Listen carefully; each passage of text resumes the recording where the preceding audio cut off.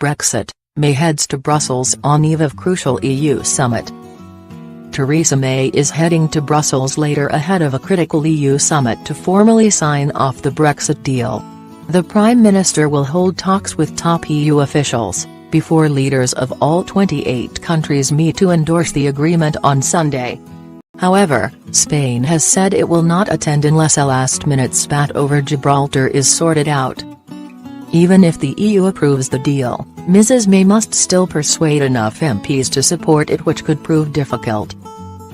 Meanwhile, the leader of the DUP, which Mrs May relies on for support in Parliament, will reiterate her opposition of the deal at her party conference later, after threatening to look again at the confidence and supply agreement with the Conservatives if it gets through Parliament. What will happen at the summit? On Saturday, Mrs May will meet with the President of the European Commission, Jean-Claude Juncker, and European Council President Donald Tusk for talks. Then on Sunday, EU leaders will meet for the special Brexit summit. They will be asked to approve two key Brexit documents. BBC News correspondent Kevin Connolly said some member states are suspicious of the possibility the UK might be attempting some last-minute negotiations on Saturday. There is no formal vote on Sunday, but the EU expects to proceed after reaching a consensus. Why is Spain unhappy? Spain has raised last-minute objections to how the issue of Gibraltar, a British overseas territory with 30,000 residents, 96% whom voted to remain in the EU, has been handled in the Brexit talks so far. It wants the UK to publish a written statement promising that Spain will be directly consulted on questions relating to Gibraltar during its future trade negotiations with the EU.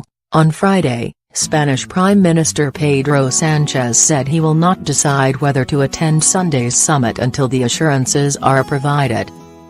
Although one country on its own cannot block the withdrawal agreement being approved, there is no way the EU can rubber stamp a text when an existing member is so strongly opposed, said BBC News Europe editor Katja Adler.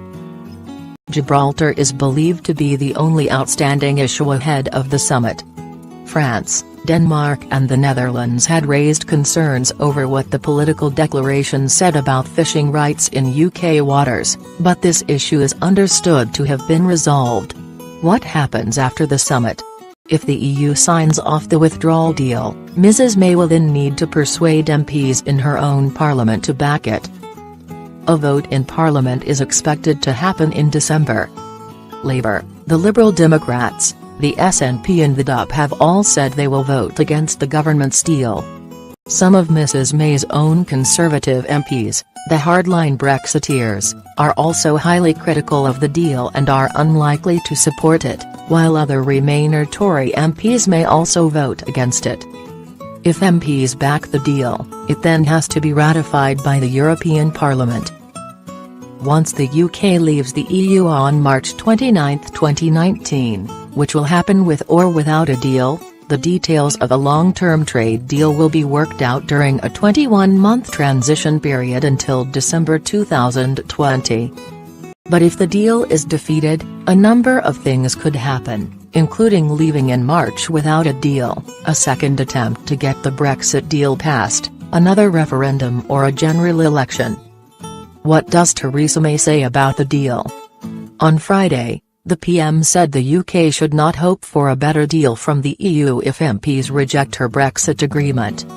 But she declined to say whether the UK would be better off outside the EU, saying only it would be different. Meanwhile, The Telegraph said it has seen leaked cabinet papers which suggest the PM is planning to reframe the Brexit debate around migration, by planning restrictions on low-skilled migrants coming to the UK, in a bid to attract the support of hard Brexiteers ahead of the House of Commons vote. Does the DUP's support matter? Yes. After the 2017 general election, Mrs May's Conservative Party got 318 seats, 4 short of the number she needed to rule with a majority government. The DUP formed a confidence and supply agreement with the Tories, promising that its 10 MPs would vote with the government, and therefore enable it to win key votes in Parliament. Please upgrade your browser. Your guide to Brexit jargon. Enter the word or phrase you are looking for. /form. The DUP opposes the Brexit deal because of the backstop, the last resort backup plan to make sure a hard border between Northern Ireland and the Republic of Ireland never happens. It will only come into effect if the UK and EU fail to agree a long-term trade deal. But the backstop would mean that Northern Ireland, but not the rest of the UK, would still follow some EU rules on things such as food products.